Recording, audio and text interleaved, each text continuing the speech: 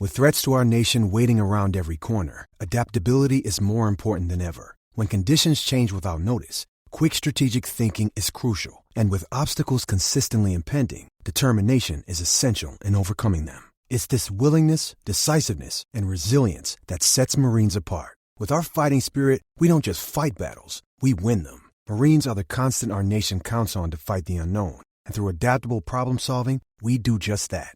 Learn more at marines.com. We've all got those parts of our house where the internet just won't go. Well, if you had wall-to-wall Wi-Fi from Xfinity, you could worry less about dead spots. Because with wall-to-wall Wi-Fi from Xfinity, you get fast speeds, reliable connection in every room, and power for all your devices even when everyone's online. That's wall-to-wall Wi-Fi, only on the Xfinity 10G network. Restrictions apply. Not available in all areas. Actual speeds vary. Getting engaged is a moment worth cherishing. A one-of-a-kind ring that you design at Blue Nile can help your love sparkle. Just choose your diamond and setting. When you've found the one, you'll get it delivered right to your door. Finding the right engagement ring can be nerve-wracking. At Blue Nile, you'll have the expert guidance needed and a diamond guarantee that ensures you're getting the highest quality at the best price. Cherish all of life's moments and save up to 30% at BlueNile.com. That's BlueNile.com. Lockdown is being eased in different ways in different parts of the United Kingdom, and sport is coming back. Premier League football is due to kick off again, snooker is returning, and horse racing is back under starters' orders. But what about sports like athletics, swimming, sailing, rowing, and the others? This is Anything But Footy, the Olympic and Paralympic sport podcast. I'm Michael. And I'm John, and in this episode we're joined by two journalists who make their living writing and talking about sports that we love too. Athletics, swimming, basketball, and even footy. But how has lockdown been for them? How are they surviving on little sporting action?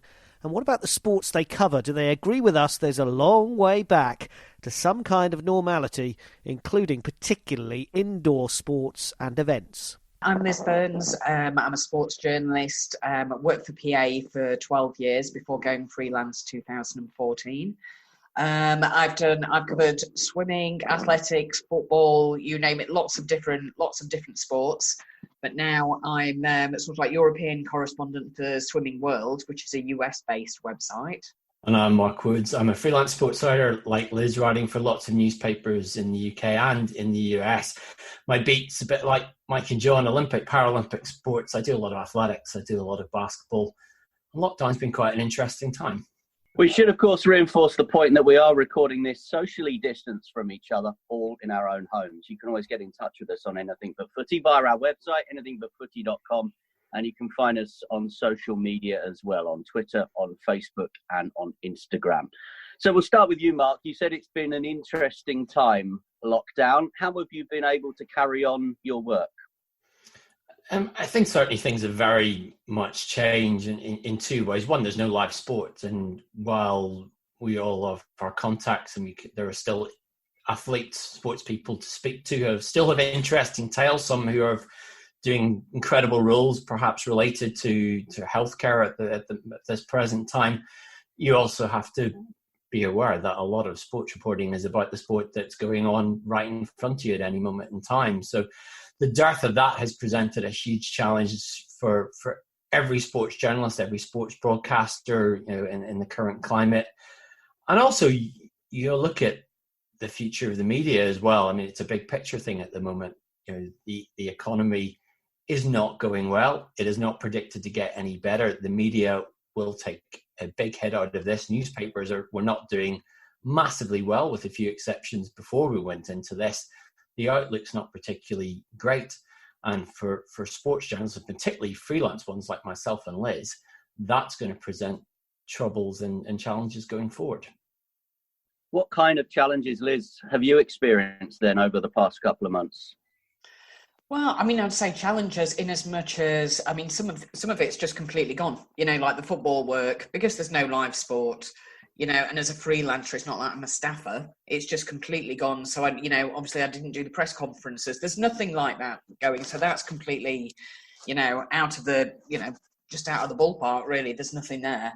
I mean, what I found, and I think Mark might well have found this as well, is that actually one of the benefits of it, not one of the benefits, but what I've noticed is that, this time has been when the fostering of contacts and the forging of contacts has really come to the fore. This is where I've really benefited from long-term work on sports, because you can access those people, you can access those Olympic champions and world champions, and they're happy to talk. Now, you have to forward as well, with what you're asking them. There's only so many times you can ask them if they're in a pool in the back garden.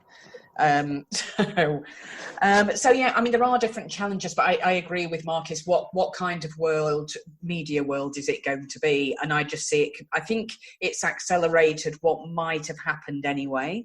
I think it's just brought it along quicker, that maybe we are going down the niche road anyway, but the papers themselves, they're surely just going digital, or, some might just cease operation. One of the things I was going to ask, we've seen BuzzFeed announcing their closure of their news department this week. Joe.co.uk has gone into administration. These kind of new websites where people were getting their news from couldn't really survive what was going on in lockdown. Papers, as you say, have had a bit more longevity and have maintained that. But do you think, Liz, you mentioned about you work for a swimming website in the US. Do you think that actually... And Mark, we know a lot of people who work for The Athletic, which is a paid-for subscription website for football. Do you think that really could be the future, that there is more behind paywall, unfortunately, moving forward? Or is that a good thing? Well, I mean, I think it works both ways, doesn't it? I mean, I think The Athletic, the model is, I can't think of any other publication or outlet in Britain that is similar, and they do pay very, very well as well, don't they? As it should be, because apparently so. I wouldn't know. It was never an option for me. I've got some personal news. Yeah. The thing about the internet is that there's so much information out there, and there is so much free information, that I think if you're going to go behind a paywall, you have to offer something different. And I think you absolutely have to be a trusted source. You have to be the go-to place. So you have to have very good people on board. And I think, was it Boxing News who did this, and they won at the Sports Journalism Awards this year. So, it's worked with them, but I think it does take some work, to take it off the ground and for it to actually be profitable is, it would also come down to, advertising, wouldn't it? As well as subscription. So you've got to give people a reason why. I think also models change, and, people's perception and the way that they access sport has changed during this. And I was speaking to someone at a streaming service, and a very large one, international one, last week, and I said, well, how hard is this impact on you, in terms of what you're trying to build? And they said the big cultural shift that they see, although it's been problematic for their business, is that now we've all become completely attuned to going on Netflix or Amazon or all these app-based services that you have out there. So it's no longer that fixed thing. Even we all remember when something like going on a satellite dish was novel. That's become the norm. Now the new normal is get things where you want to get them, and I think that will, to an extent, apply for paid for services like The Athletic, for newspapers who want to put more behind a paywall. I think we've become much more attuned to, and I think the last 2 months is in a small way advanced that process. So now if you want something, you recognize that you pay for it, and actually the fear factor in accessing it on a laptop, on an app, on a streaming box has probably been dissipated even more. Just quickly on your own businesses and what you've been doing, has it helped having kind of a retention? So being kind of a correspondent for swimming, or having regular income rather than having to sell each story individually? Well, yeah, I mean, certainly good grief, for myself, yeah. I mean, it must be, I know people, and I'm sure we all know people who were 100% based on reporting. And didn't have any contracts, no retainers, and it's just gone, absolutely gone, especially the football reporting. because there's just nothing. There's just nothing there. So I mean, I'm just very relieved, to be honest, because otherwise it would just have been, I don't know, just completely scary. It must be for people. I think there's certain, I've seen that. I mean, there are people out there, colleagues, great colleagues, who are suffering really badly just now. And I feel quite fortunate, like Liz, that the contacts that you make, and I have some very, very supportive editors who have been terrific through these. Some others who at the start of this came to me and said, we have no budget for the next foreseeable future. Others who just stopped taking calls. And there was an admission there, because they have to cut budgets because advertising revenues are down. Up front, they said, you're out for the next while. Others, brilliantly, who didn't do that, have kept work coming in. But I think it's a tough market, I think, outside of football going forward, because we all know now with hits on websites, editors are much more able to make informed decisions on which stories will generate clicks. We know that if you have a blog on Liverpool Everton, it will get 1,000 times more than a report from a swimming meeting. That's the reality of it. And if you're going to spend your budget on the things that drive clicks going forward, that is going to pose a lot of difficulty for people like ourselves, yes, but also for those sports to generate coverage. I think they will have to be much more smarter from a PR point of view, smarter with how they work with people like us. We will have to become smarter in turn about how we sell those stories, present those stories. So the budgetary issue of coming out of all this, I think, will be a massive factor, both for journalists and for sports. I was going to say, in swimming and athletics and stuff, it's, especially in swimming, it's that age-old thing of, some journalists they feel they turn up, once every 4 years. There's the public interest once every 4 years, and then it goes until the next Olympics. And obviously, we don't have the Olympics until next year. Now, you're absolutely right. It's going to be really difficult. And I think maybe it's going to be, sort of almost powered by the athletes themselves. And, I think someone like Adam Peaty is very savvy. And Liz, you've kind of preempted what I was going to ask you there. Have you found that actually access to athletes, the likes of Adam Peaty, which in the past maybe might have only happened under quite a controlled situation, and we've all been at those media days where you get your round table or your 5 minutes, whatever, with the athletes. Have you found actually with lockdown and with athletes having more time, that you're actually getting below the surface of them a little bit more over the past few months? Yeah, I mean, I found access, sort of pretty straightforward, really. But, a lot of it is because I've sort of, when you work in a sport, as you know, that, you forge those contacts over time. It is, I mean, I've always believed, I was always taught, that you forge relationships and it's based on respect, it's mutual trust and that sort of thing. And I think it's in this sort of time that, I've certainly found that, that sort of comes to fruition, for a better way of putting it.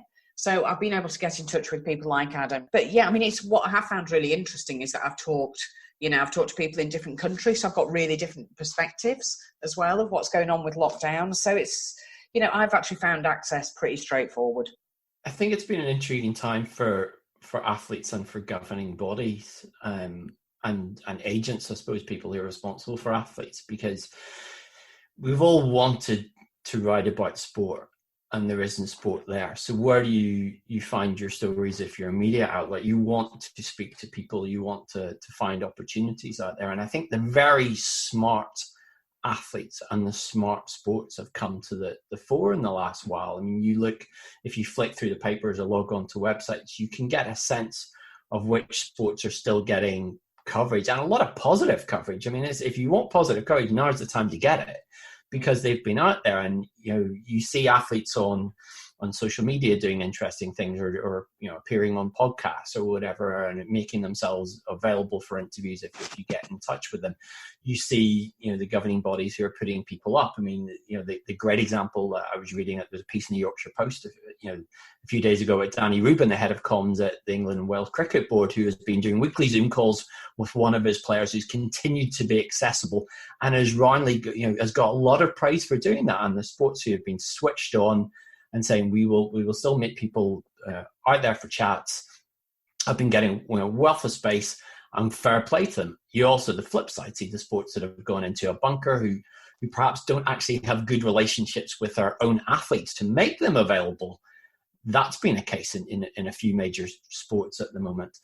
And when you don't have football, there's been space and there's been time with journalists going and begging, and some sports have taken advantage during lockdown. They'll see the value of that when we come out of it. There's other sports that have disappeared from view, and they're going to suffer in the longer term from that. So I think if you're an athlete and you've been putting yourself out there and being accessible, people don't forget that. You help the media out in a small way. We're not that important, but you helped us when we were in need. Going forward, that's going to benefit you and your brand if that's what you're trying to build. Before we dig into a little bit about athletics and swimming and how we get back to some kind of normality, just a quick plug for some of your stories. What are your best stories in lockdown, both of you, that people should go and read after listening to this podcast? Well, when I said I was talking to people from different countries, so getting a different perspective, I like that, the sort of overview really of, so Sara Sjöström, Olympic champion, swimming champion, she's in Sweden, so she's just having the normal, well, basically normal, whatever that is now. There was very little lockdown or anything, very few measures over there, so she was quite interesting. But also I spoke to Chad Leclos, and he was talking about he'd been walking along the road in Durban, just going to the shop with his girlfriend, and then, suddenly people jumped out of nowhere and surrounded them asking for money. And he was, but it was very much, he was trying to shine a light on the effect of coronavirus on the people who were poor in South Africa. So that was an interesting story, his take on that, and how it's sort of like affected his long-term view.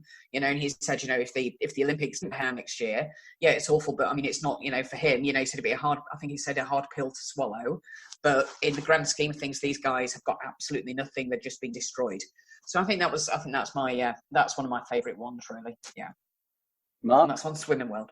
I think a couple of stories that stick out. One was talking to the athlete, the hammer thrower Mark Dry, recently, for a piece of the Sunday Mail about his drugs case and the real injustice that he sees of it, and a lot of people see about ending up with a 4-year ban for essentially telling a white lie about where he was when testers came to his home. And it's whether you agree with his case or not agree with it, it is fascinating to see how these things personally impact on athletes when you put the hardship there and your world's turned upside down. We all see the glamour of someone like him competing at Olympics, the years it puts in, but then when it all falls apart, and he was incredibly honest about what it went to him and the consequences on a personal basis that come out of that. And then I think the most impactful story, I guess, that I wrote, and reading it back and listening to it back, was an interview I did with the father of one of our very few former NBA players,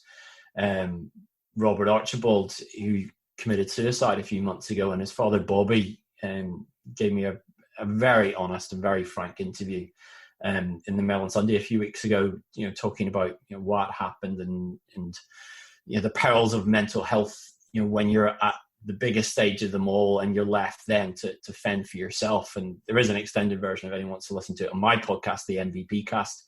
But it was searing honesty and the heartbreak of it all, and a reminder for all of us that there is that glamorous side, and you see the incredible work athletes have to do, but sometimes when they step off that treadmill at the end of it all, it's a big gaping chasm.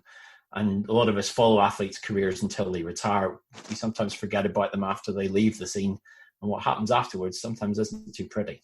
You're listening to Anything But Footy, the Olympic and Paralympic sport podcast. We're talking about what happens next for sport post-lockdown with freelance journalists Liz Byrnes and Mark Woods. Mark, I'm sure John's got a couple of questions for you shortly about how athletics sees itself going forward and some of the financial implications of the cancellation of the anniversary games. But Liz, it would have been around about this sort of time that we probably would have bumped into each other at the British Swimming Championships, the Olympic trials, no diving World Series finale in London. How do our aquatic athletes, our swimmers, our artistic swimmers, our water polo players and our divers, how do they get back to doing what they were doing with the lockdown measures and social distancing and everything else that we're now going to have to learn to live our lives by? I think it's interesting. I mean, I think it's very different for each discipline. I mean, I don't see how, because obviously water polo is such a contact sport. Synchro by its nature is contact. at least that's sort of, it's a program, so, and it's choreographed, whereas water polo, it's completely unpredictable and what have you. But I was talking to one of the swimmers over in the Netherlands, Arno Kaminga, and he was saying they'd been back in the water about 3 weeks now, and what they do is that they go down one lane and back up the next lane. So basically they're doing a huge loop, and I wonder maybe is that how we're going to be doing it, because they have now talked about the phase 1 with the swimmers, haven't we? We're on step 1, and that a total of 32 swimmers from the 2 national centres in Bath and Loughborough, they're going to be able to get back into some sort of training, some sort of individualised programme. But I don't know how it's going to actually pan out. Are they just going to have 1 or 2 people in the pool at any one time? But then that obviously, it's different for the guys in Stirling, isn't it? And people like Duncan Scott and Amy Wilmot, Ross Murdoch, and the guys in Wales as well, like Dan Jervis. So it's all happening at different times. I think that in terms of the fact that they don't know when their next competition is, kind of works both ways. So they're not used to, as athletes, they're used to planning, aren't they? And, everything's the stepping stone. Whereas now they don't have that. But then again, it means they do have time. They do have the time to get back in. There's kind of no rush in that way, but I think a lot of them need to get back in psychologically. The people I've talked to, they talk about their catch in the water, the feel of the water. That's what they've missed. And also a couple of the sprinters. So I spoke to Ben Proud, and he was talking about there's nothing you can do to, sort of in any way imitate an explosive dive. There's nothing he can really do. He just had to keep on top of his fitness. So it's going to take a long time to get back to, I don't know how they're ever going to get back to having 8 people in a pool. How, when they have 8 people in a final or heats, I don't see when that's going to happen, or if it's going to in the next year. And I think also the wider swimming community, people Absolutely. like to go swimming just for fitness or for leisure. I can't see that being any time soon. I know that Swim England are working really hard to try and work out a plan for when they go back. But as you say, when on earth will that be? There's no hint, is there? Because, it's just, I think they're just going to have to regulate people so much. I think we're going to have to all book allocated times to go. I don't think we're just going to be able to turn up. And then, they will have restricted numbers. I can only see that's the only way it's going to happen. Because the one thing they don't want is people getting to the end at the same time and turning at the same time. Especially, people will be coughing, and what have you. Are we going to have perspex up? I don't know. There are going to be ways to do it. They're going to have to on so many different levels, but I don't think it's for a little while yet. But I do think one thing that's a concern is that there are people who now are, they're pool swimmers, but are going out and doing open water, but they don't have the experience at all. And that to me is a worry, because they're also talking about it in terms of wild swimming. So people going to very secluded spots, but they may be going alone, and if you've not done open water swimming, it is so different. It is so different. I'm quite experienced at it, but I had to be fished out a couple of years ago because I just got really bad cramps. I hadn't taken enough water. And thanks to someone there who did fish me out. So, so if you're not used to it and if you're by yourself, it's very dangerous, I think. And you mentioned the elite swimmers are back and should be training, as you say, in Loughborough and Bath as we move forward. But the divers certainly aren't, and also the para swimmers. There's no, these guys are not being included at the moment. And you don't, obviously with women's football being cancelled in this country while the Premier League comes back, you don't want, I hate to say it, the minority sports, because they're not minority sports, but those sports being left behind. And I think that is a key thing for all the administrators. One of the problems I think that they've got, and you talked about the Loughborough, Bath and Stirling issue there, is that if you look at the UK sport guidelines in terms of what facilities can be used in different sports to return from it, it's very high level. So you have to have absolutely every box ticked. to be able to reopen, even from the stage 1 of elite training. You need to have medical care, you need to have social distancing, you need to have all the sports scientists there to do testing on a daily basis, etc. That costs a lot of money. So, and you need the resources for that one. So there is only a very limited amount of places that you can do. So look at swimming. You've got the 2 centres. The guys in Stirling are sitting around going, well, can we go to Loughborough to train? Well, actually, under the rules right now, you're not allowed to travel to Loughborough from Scotland. So it all becomes very complicated. And when you get to sports where you're training in public facilities, I mean, I was looking at diving into this issue of where people can train now if you're in this elite level. And there are very few of those facilities up and down the land that tick all the boxes just now. So for diving, most of those are in a public pool. So if you're attached to a public facility right now, that's off limits. So what point are those guys even allowed to sneak in through a side door when the rest of the building is shut? No one really knows right now. That the complications with 4 different parts of the country having different rules actually are below the surface now, making things very, very complicated for a lot of athletes. So for something like swimming, you will have lots of different people going at lots of different speeds just now within the aquatics world. And in different countries, people will be going at different speeds as well. So you may be at a big advantage if you're in early, or a huge disadvantage if you're coming out late. And Mark, let's just bring it back to athletics for a minute, which obviously is the sport that John and I know you best from in terms of our various years and competitions that we've worked on together. What kind of impact will British athletics see? And I mean here the governing body, from the fact that essentially their season has been wiped out. Commercially, it's not viable for British athletics to have a behind closed doors event. It just doesn't add up for them. They don't have the broadcast deals, as Joanna Coates, the new CEO, was saying in Athletics Weekly. So what will be the impact on not being able to stage some of those big events like the anniversary games this year?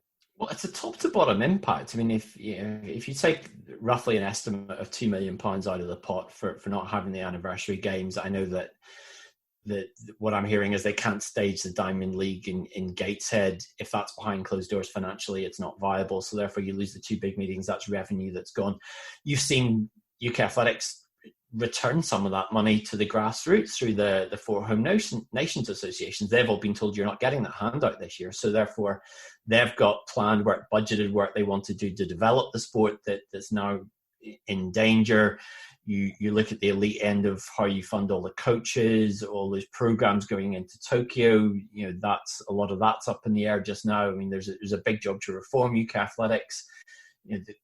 The financial underpinning of that is in danger because you don't have the 2 big heavy hitting meetings that bring in a lot of the revenue. So it's a very difficult time if you're coming in as a new chief executive or governing body just now, and then there's challenges that Joe wouldn't have expected, when she sat down to interview for the job. So I think from the top end, we see the big glamorous meetings. At the grassroots, at a local club, the pain will be felt as well. If you're Joanna Coates, the new CEO, how tough is it coming in lockdown? Because you can't actually meet anybody. And how do you make decisions about how you're going to move things forward? I think, again, in that Athletics Weekly piece, she said she wanted to have a very good plan. Well, how do you do that while nothing's running, or actually there are bigger questions that need sorting ahead of some of the other issues that the UK sport investigation and the Salazar stuff and all that? I think certainly she's been meeting people. She's been speaking to a lot of people via Zoom or whatever format she's been using. So I think actually people have had time to sit down and have detailed chats with her. And I think from folk I've spoken to, she's been very open to listening to ideas and taking feedback and trying to get a sense of what those within the sport want going forward and the criticisms that they might have. I think they're in an interesting position that if the Olympics had gone ahead this summer, she would have had probably a holding pattern to say, let's get through this, then let's make radical changes. And it's not that far away. Now you've got Olympics 12 months later than planned. You have to make major changes. Everyone knows that there are structural issues within the sport, personal issues within the sport. There is no way you can wait until next year. She will have to act quickly. UK sport has put them under pressure. The home nations have put them under pressure to shake up the way that things are running. So she will have to move quicker. And I think when you're in lockdown, that will not stop. And I would expect coming out of this that there will be a series of changes at UK athletics, whether it's people, whether it's approaches, whether it's the culture, which she said she wants to change. All these can't wait, even during lockdown. And, yes, there might not be an athletic season this year. There will be a lot of management time being spent to look at where UK athletics is by the end of 2020. And I know we've not got a long time left, but I just want to ask one big question to both of you, and that is the structure of sport in this country, and Mark was talking about it there in terms of British athletics, the home nations. Liz, is the structure of sport in this country just too complicated? Have we got too many governing bodies? Is this an opportunity to trim it down slightly? I think because everything has to be, all the boxes have to be ticked, don't they? And it's all very much lots of not lots of red tape. I don't know if red tape's the right way of putting it, but I mean, I don't really see how we need to trim it down. It might be forcibly trimmed down because of the money. I think we do have to look at, I would say that there's that, but I think we also have to look at it in terms of things like, the grassroots levels and the administration and how, how the funding is going to get down there. I just think that it might be something they don't have any choice in because there's, going to be such a gaping hole in the funding that it could well be that governing bodies are streamlined, for want of a better way of putting it. Let me put it like this. British cycling, for example, have a remit where they have to do grassroots cycling, mass participation. They have to go to the Olympics, the Paralympics, and win medals. In athletics, you've got British athletics, you've got England athletics, Scotland athletics. Then you look at Team GB, which is funded by commercial agreements. Para GB is a charity. UK Sport is the government agency that funnels the money to them. Is that too many organisations? Do you have a view on it, Mark? It's a symptom of our country, isn't it? The way our country is run. If you were to sit down and design the United Kingdom from scratch, you would never design it the way it's designed now. It's an absolute, as someone that did a politics degree, we are one of the worst run countries in the world for the way we're set up. And that spills into sport and there's no way around it. You could say, as some might argue, that you just have one governing body for athletics and you dump the 4 home nations. That doesn't work because of funding, because they all get funded separately for different issues at grassroots. It just happens that way. It's stupid, it's ridiculous, but it's a legacy of the way the UK was set up.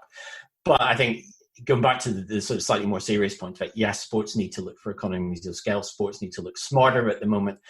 There's lots of sports that relied on a couple of big ticket events, or sports like netball, where it's been cancelled, where you were building something and you haven't got people coming through the door.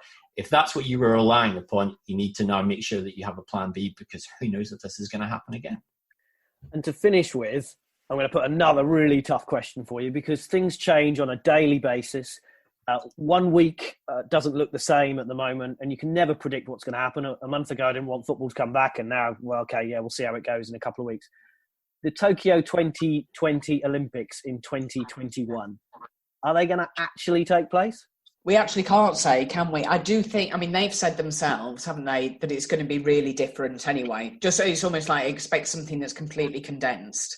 We've got 11,000 athletes that are meant to go in. I don't see how that can happen.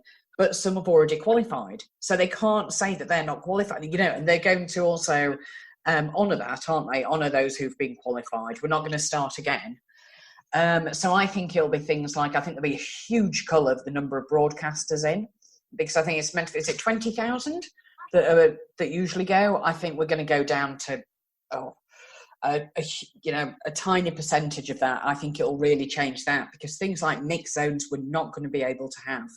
Especially when we're going to have, say, Japanese athletes going through, or we're going to have the really big names in whatever sport going through, and people are just going to come and mob people. We're just not going to be able to have it. I don't know when we're going to find out. I think I'd imagine that they will wait to sort of mid-March again to make the decision. I think it will be earlier. But I think if we do see it, it will be very, very different and very much condensed as well. Yeah, I think fundamentally the IOC need to think, can we have all the athletes there that we were supposed to have? If you look at how you put it on an event like that, how you put it on it so that TV want it, so they still pay the rights fees, the sponsors pay the rights fees, which is ultimately the most important thing, sadly. can you or will you cut the number of athletes that go? I think you have to. And those lovely stories that we have of someone coming last in a 400 meter heat but was never going to get anywhere from a very small island somewhere in the South Pacific. You may have to go. Sadly, this time you can't come because we can't afford that amount of bodies on the ground in terms of social distance, in terms of managing things there. I think you can cut back certain events. I think you can it won't be as lavish looking. It wouldn't be appropriate for it to be as lavish as it was before. Will it go ahead? Who knows right now? But I think in the all singing, all dancing Olympics and Paralympics that we would have wanted to see in Tokyo, no chance.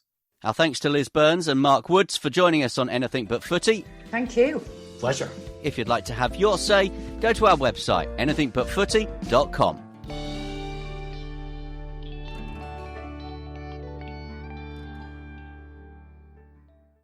Sports Social Podcast Network. With Lucky Land Slots, you can get lucky just about anywhere. Dearly beloved, we are gathered here today to... Has anyone seen the bride and groom? Sorry, we're here. We were getting lucky in the limo and we lost track of time. No, Lucky Land Casino, with cash prizes that add up quicker than a guest registry. In that case, I pronounce you lucky.